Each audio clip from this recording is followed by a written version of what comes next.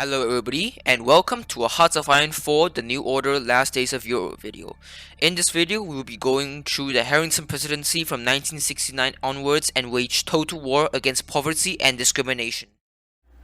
For working people, for the poor, the equivalent. The inauguration of Michael Harrington. 700,000 according to the news helicopters and National Park Service press releases. That's how many people Michael Harrington is looking at from Capitol Hill building East Protocol. There are students, there are activists and organizers, there are union men and women. They are gathered in front of the Capitol, stretching past the Supreme Court, past the Folger Library, sprawling across the city laid out for democracy. A change is coming to the country, and President Michael Harrington is about to usher it in. At least those 700,000 hope he will. I, Edward Michael Harrington, do solemnly swear. Michael Harrington inaugurated as President of the United States.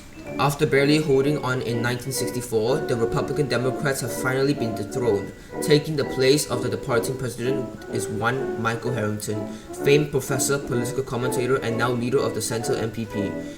A self-proclaimed democratic socialist, Harrington intends to bring the sweeping changes to tackle what he sees as the greatest issue affecting America, poverty.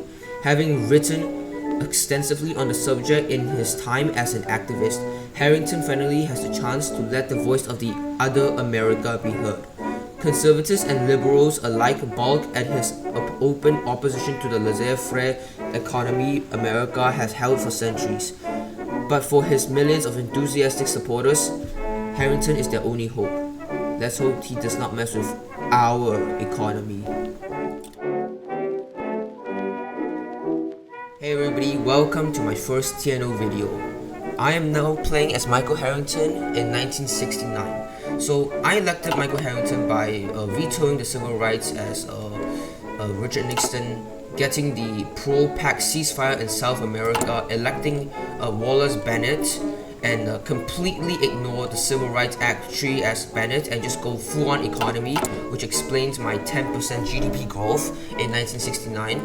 But in doing so, it collapsed the RD completely, and therefore the Democrats only have 18 seats and the Republicans only have 3, while the Center MPP has 52. Now, for some reason, the Yorkies were able to get 14% of the pie chart, which means I have one Yorkie seat in 1969, which isn't that ideal, but it shouldn't really be nothing. We have a popularity of 45% for the MPP Center, and we're going to start with with basically just undoing everything that Bennet did. So we're going to start with the carelessness of Bennet. Bennet's folly. We have inherited a rather unfortunate economic environment from Bennet administration. A lot of important regulations were greatly loosened in the interest of economic growth, allowing businesses to take increasingly short-sighted actions, all to chase just a little bit of little money. Let's get business back in line. And it seems that the supply side is speaking out against us. And yeah, this shouldn't be a big surprise. It's not efficient, it's right, and the National Progressive Party goes further divided. We have now reigned in the market, ended the voodoo economics, regulated the Wall Street, and reeled in the military. Now we have to choose between tone back trade or let it run its course. Now we're going to tone back trade as Harrington. So this will kind of hurt our economy, but it's necessary, and we don't want the Democrats coming back. This state of the world isn't bad and it's not good. We've got some good stuff like Batov and the Revolution Council in Russia. We've got a fellow socialist in Britain, which is nice. But also we've got Takagi in Tokyo, but we've got Tukhachevsky and Yagoda in Russia. We've got Boring Man in Germany, and they haven't invaded Muscovian or Caucasian yet, which is they've no authority. Interesting. Putin just messed up Africa. We've lost Indonesia. It's a mess.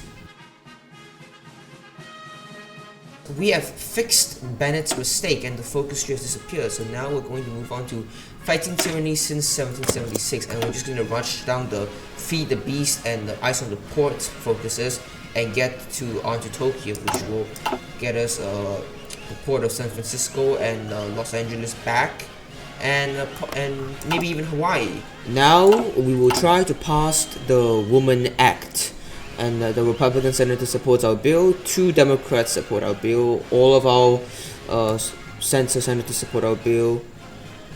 Of course, the Yawkey opposes our bill, and 22 out of the 24 far-right senators support our bill. So it seems that this will pass. I mean, it will pass anyways because we have 52 senators in the center. So yeah, but it's good to know that we have some allies for this. And the Woman Act has passed, and we've got the Class 1 Senate election of 1970. So we're going to actually just elect the MPP. We could just do the RD and not do anything, but let's do the MPP, see what happens. So now we're just gonna campaign in the Great Plain because there's still a Democratic seat there, so get the hell out of there. We have now finished this part of the focus tree, so now we can do the Harrington presidency. And now we should just have to wait and get the treaty ports back. And the treaty port negotiations. Let's make history, gentlemen. We will do our carrier. And just as I was doing the goddamn accords, Order 44. Well, so much for the negotiations. Will this hamper with this? I'm not sure. Though I don't think they will actually give us the ports now.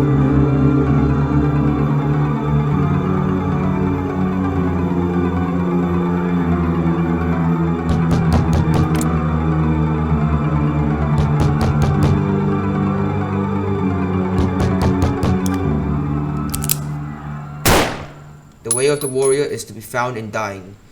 It is down to this. And the acceptance speech. My fellow Americans, my party and my country pledge me to protect the Union indivisible. Help me save the Union invisible. The hungry, tired, poor, those yearning to breathe free. For if we do not lift our lamp besides the golden door we are given, and beckon them in, we do not deserve either. Thank you, good night, and God bless America, with liberty and justice for all. An American of the people, by the people, for the people, now and forevermore. My question, my friends, is this. When your child grows old enough to see you as an equal, to know your accomplishments for what they are, will they call you a hypocrite too? Someone who knew his duty, his fellow man, and spurned it because he was weak, afraid, or simply had too much to lose. And that terribly with the title of a hypocrite, will you deserve it? We must love our neighbors as much as ourselves, no matter the cost. We have 2 decisions, to pressure the far right or convince the Republicans. Now, there's only 3 Republican seats, so I don't think there's a point doing this. We're going to do pressure the far right. Home for heroes. A grateful country rewards its soldiers. Now we get the decisions to finalize the program for the Veteran Act. The treaty ports return an end of the era, and the American malaise has been replaced by a ray of hope. I think perhaps you have been hyperbolic. Hyperbolic? Interjected Strom Thurmond. You're one step away from a goddamn communist! Jean Kirkpatrick leaned forward, looking at the president. Listen, Mr. President, she began. Understanding our position, our supporters and your supporters are totally distinct groups. We need a good reason to support you. Harrington kicked back his chair, eyeing the men and women opposite him. Well, what can I do? Resignation and suicide seemed obvious choices. Deadpanned Thurmond. Kirkpatrick rolled her eyes. A fully anti-Japanese stance, she said. Saber rattling, military funding, anything to piss off the Japs. That and hold back some of the more radical elements of your platform like universal basic income that will probably calm down some of our voters. Harrington rubbed his eyes, sighing. There could be no victory without sacrifice. In the end, alright, he said. I can work with that. Birds of feather. The political situation appears to have shifted in favor of the progressive center, with the far right voting along in their most recent piece of legislation. Not all on the far right appear to have caved, with several congressmen and politicians continuing to vehemently oppose the current administration. This group notably includes Senator Strom Thurmond, who had this to say: "I don't know what my party is doing, siding with a godless Bolshevik like our current government, our current president. It saddens and angers me, and I will not give in to the tyranny of the majority. I will continue to fight for what's best for America." Well, it doesn't really matter. Fly together. And an ocean pacified. Peace in our time. Now we have a choice for Harrington. We can either cross the country or meet with the activists. Now, we're going to meet with the activists as this increases the support for our future bills, which is very important, and it's more important than increasing the influence and relations of the groups. Now we have a lot of decisions, and we need to reduce the influence of the bourgeoisie, reduce the influence of the middle class. We need the other America's influence to be high, the working class to be high, and we need them to not hate our reforms. So, but we're gonna just do these and bring up the working class, reassure the working class, reduce the middle class. This will cost a lot of political power. So, it's very important that you save up political power. The oil crisis erupts. Nothing good can come out of this.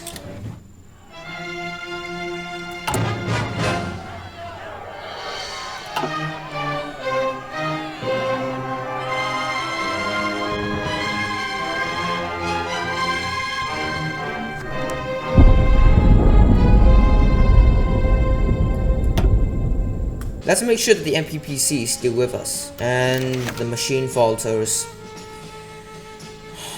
The president wanders as the party and the people do. The focus tree will change. So now we can no longer do any of these focuses because we need to help reduce the effect of the oil crisis. So we're going to do running on fumes. And the Class 1 Senate election is over. There is now 0 Republican seat, only 11 Democratic seats, 66 center MPP seats, and 22 far-right MPP seats, and only 1 Yorkie seat, which is very good for us. Alright, we've completed our tree on reducing the effects of the oil crisis, and now we can continue with our focus trees. We're going to just continue going down to the other America. After doing the other America focus, we're going to do tackling the effects. Basically, we need to hand in the bills in the following order. So, Social Security first, Healthcare second, Hunger Bill third, Education Act fourth, and the Affirmative Action Act fifth. And then that will lead us down to the end of our focus tree. We are going to do these focuses on the left and in the middle, so we can get the Equality Act. Bormann has just committed a gamer moment, and they still haven't gotten back Moscow and Caucasus, which is weird. Tukhachevsky could just grab them for free now. But yeah, second night of the long knives. Always one death away from utopia.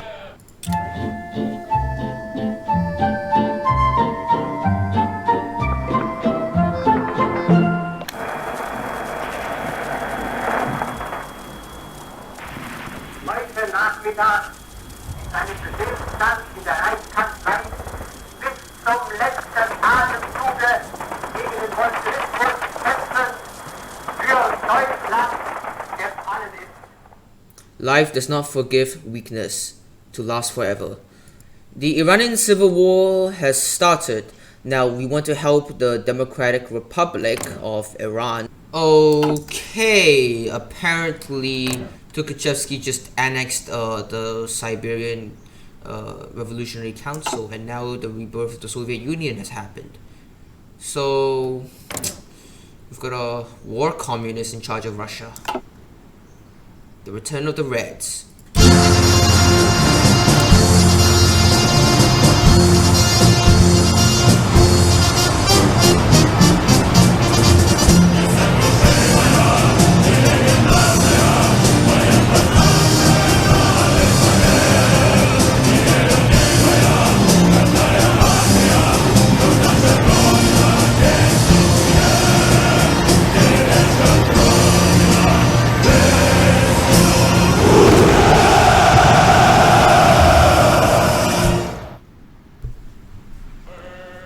A red dawn. Okay, we're now going to start building the safety net and do paying the fair share, pushing the business, and when we do these focuses, our fatigue over here is going to rise up, and we want to keep fatigue either at non-existent or small. So this is going to be quite hard, especially to keep up with our political power. And we should never promise a restraint legislation, even if our fatigue is quite high, because this will reduce support for all future bills, which is very bad for us. And we also want to tell their story every time we can, because this not only decreases our fatigue, it helps improve the relations between the other America and the White House, and help them rise up. So we're gonna keep an eye on this and never do this. So let's do building the safety net. We must make sure that every American is protected, and we certainly cannot throw those who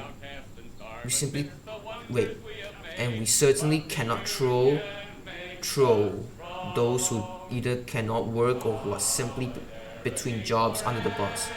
What? Who cannot throw? I think this is not supposed to. Okay, never mind. We need to create some kind of safety net for Americans who need it. There are those in America who cannot afford to get a job. The price of gas, a nice outfit, childcare, team building exercises, the prices rack up, and soon people can't break out of the cycle of poverty. President Harrington says no more. Through a system of unemployment benefits, all Americans will have basic means to survive while finding work. Nice. And that's the Iranian Civil War done. We can now get fair earnings for the workers, and we can actually do the second option to change it into the Economic Equality Act to safeguard the well-being of the American workers. The presidential election season has begun, and we're going to vote for the MPP. And the Economic Equality Act has passed. President Harrington sat in his office as the hours of the day rocketed past him, all the while working with the furious pace on the new set of legislative reports that needed to be handled. With every thought came another pen stroke, another massive change to the face of American life. Michael, I have to admit, it's hard to imagine all those out there that are affected by this work. You're non-stop, you know that? Irving asked, before setting a manila folder onto the president's desk. Harrington flipped open the folder to peer into his report lay inside. Reports, graphics, and measurements, all which show another slither of what lies in the grass. Former sovereignty MPP senators defecting to the populist branch of the FR MPP, or even the Republicans. One paragraph noted the words chaotic and exhausting. Don't worry, we'll get through this. If we got to the presidency, we can get through anything they throw at us, right? Harrington asked, offering his hand. The vice president responded with a handshake before leaving the Oval Office. Not the worst storm to wade through.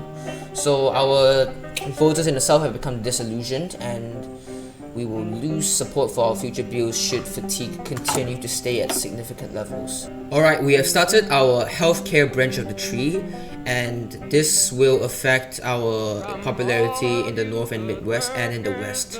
We've gotten a letter from Springfield, Massachusetts. Dear Mr. President, I suppose I should begin by saying that I didn't vote for you. My family has been supporting the Democrats and then Republican Democrats for generations, and we love them for nominating the Kennedys. My grandma called you a dirty rat the first time she ever saw one of your advertisements. She called you an atheist, a bunch of other things, but last year, her husband, my grandpa, passed away. He had worked as a janitor at the Big Y headquarters for years and years. Grandma had always been worried about keeping the house she had been raised in, you know, but now she gets his pensions and benefits, and doesn't have to worry about it anymore. I don't think that she'll ever admit it, but I know that I'm grateful. So thank you, Mr. President. I'm glad that you did what you did. Sincerely, Kevin Walsh. We can now vote for the Federal Healthcare Regulations Act. You know,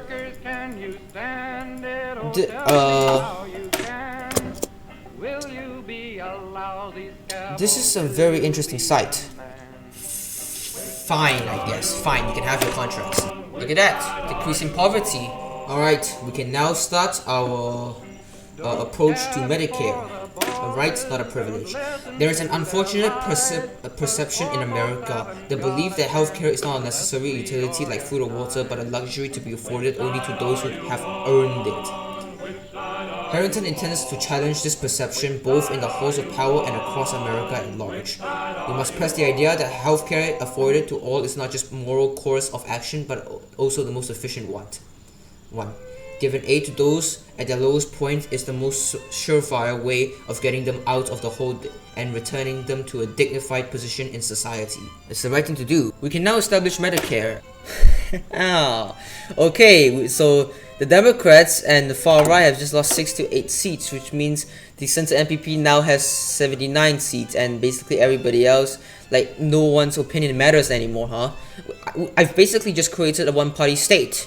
Medicare for all those who need it. And we are done with the healthcare tree. Now we can do the food stamp program. Look at the statistics. Hunger is up in America by 13% since the Akagi Accords. And that's not even considering black citizens. This program is eligible for everyone, whether it's the workers, the mothers, or the veterans. All of them are starving out there. Orville barked. I understand, Orville, but our hands are tied for the most part. Our economy has been thrown for a loop for the longest time, and part of getting these hungry people food will have to be maintaining a stable economy unless we seek to get rid of all of our food. All of them ought to be taken care of, but I'm not sure if we could afford to include everyone in the program. The destitute of course. But it's tough beyond that, President Harrington. I'm sure you understand. Harrington took a deep look at both his secretaries. He wanted the food stamp program to reach all Americans, but Maureen was not completely wrong, sadly. Let's go for the middle ground. We never said the supermarkets had to. For this section of the tree, we are going to do all of them. Many of the folks who had come out to witness Harrington's second inauguration hadn't been there to watch him 4 years ago. Perhaps they just hadn't been interested in politics. Perhaps they couldn't even afford the fare to come to Washington, or the depths of their poverty had made the prospect of working for the day more important than coming out. Now they were here.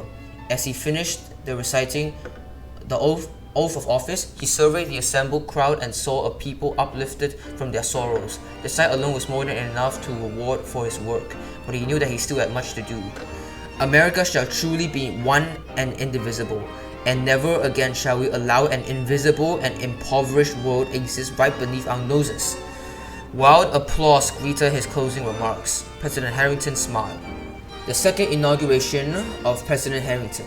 In Washington today, President Michael Harrington addressed a crowd of hundreds of thousands as he was sworn in for his second term. Harrington, a member of the National Progressive Party Social Democratic wing, has worked to usher in a number of radical reforms in his first term, and he seems poised to try and continue that work in his second. In his speech, President Harrington vowed to bolster the gains of the 4 years with the new promise of the future, and that despotism abroad must be challenged by justice at home. With his re-election, President Harrington has clearly cemented his legacy as a historical figure. America remains for a hope for freedom and justice.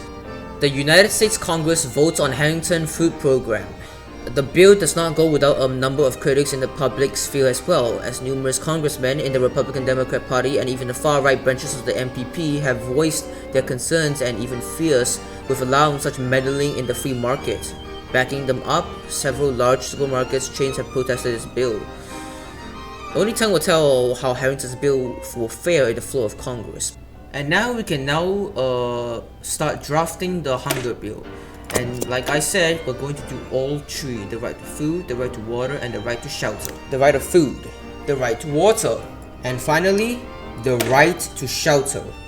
We've got a letter from Los Angeles, California. Dear Mr. President, on my first night working as a nurse in 1961, a man put a knife on me. I was working at Los Angeles County General Hospital, but they changed the name a few years back. Anyway, the man's name was John A. Cab. Driver had found him collapsed a few blocks away from the hospital. A few minutes after we had brought him in and put him in a bed, he pulled a switchable and was holding it against my throat. It turns out that he didn't have a cent to his name and couldn't pay for services. Guess he thought taking us hostage would help the situation somewhat. We let him go and I never saw John again. The police shrugged it off. When they finally showed up, just another homeless wino, they said. Would probably turn up dead in a week, they said. When I saw that Medicare had passed, I thought about John. Working as a nurse, you see a lot of people's worries. I saw John that night and I hope that with this law, I never have to see that sort of worry again. Sincerely, Mary Anderson. We can now finally do the hunger bill. Think for a moment on how many Einsteins have died in the gutter, how many Shakespeares, how many Washingtons. Do they not deserve the same chance as their successful counterparts? In Harrington's America, there will be no more lost art, no more forgotten breakthroughs. In Harrington's America, we will say that every man was created equal and we will mean it. The American people have certain inalienable rights. The right to freedom of speech, the right to vote, and now the right to sleep soundly knowing that they will not have their next meal out of a dumpster. Once more, however, not everyone is in favor of the president's actions. While some may call them progressive, RD congressmen as well as several Harrington's constitutions in the MPP regard them as simply radical. The bill passes. Now we can work to solve poverty. Alright, we've done that focus. We can now do one of the final acts, which is the Higher Educational Act and the Elementary and Secondary Education Act. So we can start from a young age. Brisbane's proposal. He's right. We need revolutionary changes. Well, I guess Franco didn't last long because there's the military just instated a democracy in Liberia. Behold the power of the people. Alright, now we can pass the Elementary and Secondary Education Act. After searching through the cellars and closets of our education system, we must usher in our education reforms by announcing a clean-up of the darkest corners. This will be done through our first legislative measures concerning education.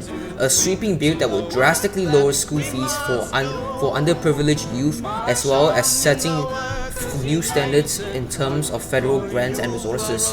The age when schools were simply preparatory facilities for a life of inequality are over. And voting on the ESEA. Call your congressman before it's too late.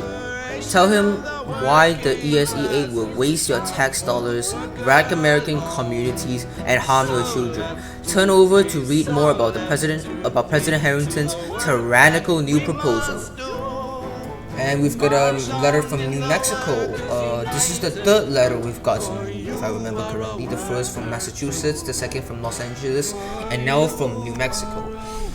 Dear Mr. President, my grandfather always called Gallup Calaboakin. That's the town's name in the Zuni. In the language that he spoke, my parents never spoke it around me. Although my cousin works at a school in Zuni Pueblo that teaches it to little kids, I hope to send mine there someday. When I was growing up in Gallup, though my parents didn't spend much time caring about school. My father was a dishwasher and my mother was a hotel maid. The highways were being built and with them came travelers, tourists, and all those people. It brought money and jobs, but nobody got rich, not even close. My parents drank, they never did drugs, but most of my friends had at least one parent who did. We were all desperate. Once I left home, I moved across town with the boy I met at Gallup High. He ran off 3 years later to work construction in Albuquerque. Left me with 2 toddlers and barely any way to make ends meet. But when I could vote, Mr. President, I voted for you. Your efforts have helped me get enough food on my table and not get tossed out by my landlord. So I know a lot of folks around here who feels the same. So thank you, Mr. President. You helped. Sincerely, Valerine Penketwa. Sorry if I'm pronouncing your name horribly wrongly. Unfortunately, our fatigue's back at significance, so we have no choice but to tone down the rhetoric. Tuition issue. Why should a public school system charge the public money to attend? That's the question posed by a recent cover story in The Nation. It's a story which has made its way throughout the White House, and more than a few MPP lawmakers have mentioned it as the Higher Educational Act drafting process rolls on. It does make sense. The government does not charge kindergartens for privilege of attending the neighborhood school. After all, numerous progressives are clamoring for this policy change to ensure that college placements are based on merit alone and that no student should have to worry about tuition fees at state school. Really? If you want to go to Arizona State, maybe we should be paying you. Now that the question of tuition has been resolved, we are ready to bring the Higher Education Act to Senate floor. Opponents decry this act as spending billions of taxpayers' dollars for kids to get stoned and learn communism from hippie professors. However, President Harrington and his supporters will see this as an act expanding our intellectual base and enabling many families to send their children to university for the first time in their history. Television advertisements show images of rioting students. All this and more have ensured that the Higher Educational Act is one of the most controversial proposals the Harrington administration has put before the Congress. The act passes. Now we can do the systematic inequalities and the AAA. Now we're going to go full radical for this line of the focus tree, so we can get the best for the AAA. Let's do it. The specter of racial inequality still haunts our nation, and exercising it will unfortunately require a lot more than simply declaring all men to be created equal. The numbers were accurate, as bases of his support continued to make moves towards joining the Republicans and the far right of the MPP. A bit of confusion filled him upon seeing the new growth of defections in the Rockies rather than the South.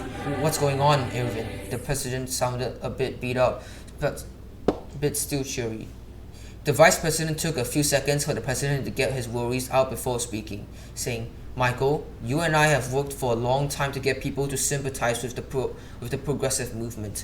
But what's one biggest response we always got whenever we make a speech or publish on an article? We shake things up, don't we, Ivan?" And now we have the Affirmative Action Act. And this is one of the first times, I believe, that not all of the center supports us. We have got the Wilkins Report, 491 pages, documenting the history of abuse, violence, and exploitation that America had subjugated its black population to, and 491 pages documenting the impacts that rang through the decades. When his staff came into Oval Office for the next morning's meeting, he dropped the report on his desk and jabbed it with a determined finger. This is a priority. To hell with those who say we can't. We can now finally introduce the Affirmative Action Act. Until such a time that inequality can truly be eliminated, one possible measure to ensure that those who face discrimination are no longer hindered by bias is simply to encourage discrimination in their favor. The AA will encourage the universities and businesses to actively take an ethnic minority candidate over a white one. And voting on the AAA, when President Harrington was elected, not everyone freaked out and claimed that the sky of American politics had forever fallen. Some, even those in the Congress, welcomed the administration openly, but even some of those stalwarts are getting a bit nervous about the vote on the AAA. It's controversial, and in every state, conservative organizations have organized marches on the capitals to protest this anti-American, anti-equality nature. Still, if the administration thought that it couldn't possibly pass, they never would have brought it to the Senate floor, right? The chamber is filled with senators, lobbyists, journalists, and a few concerned citizens who have shown up to visibly their support for their position. Those in favor will say aye. Those opposed will say no. The clerk now call roll. And so the vote begins. The ayes have it. Now we can finally do working to eliminate poverty. The sickness have been treated. When a man is blighted with an infection, you must swab out the deepest disease tissue to ensure that he might recover to walk again. So too has Harrington worked tirelessly to address the many afflictions blighting our great nation. The blight of racial inequality, educational deficit, monetary exploitation, and unaffordable healthcare may not be entirely eliminated, but the treatment we have laid out have helped these wounds heal over time. Everywhere Harrington looked, whether it is the large graphics of maps detailing political shifts or the articles describing a spiteful protest throughout the nations against presidential administration, he saw a nation of reluctance crouched behind an array of heart-piercing defense, sensitive even to the slightest bit of change. As the president brought his palms to his face and tried to wipe anger and the frustration from within him, his eyes became fixated on a particular part of one of the articles in the corner of the page. The name of one of the most beautiful cities in the US, the gateway to the West, St. Louis, Missouri, engulfed in street brawls between the far right and the progressives. They even got home. Do your constitutional duty. We ride for liberty. AAA is fascism. 5, 6, 7, 8.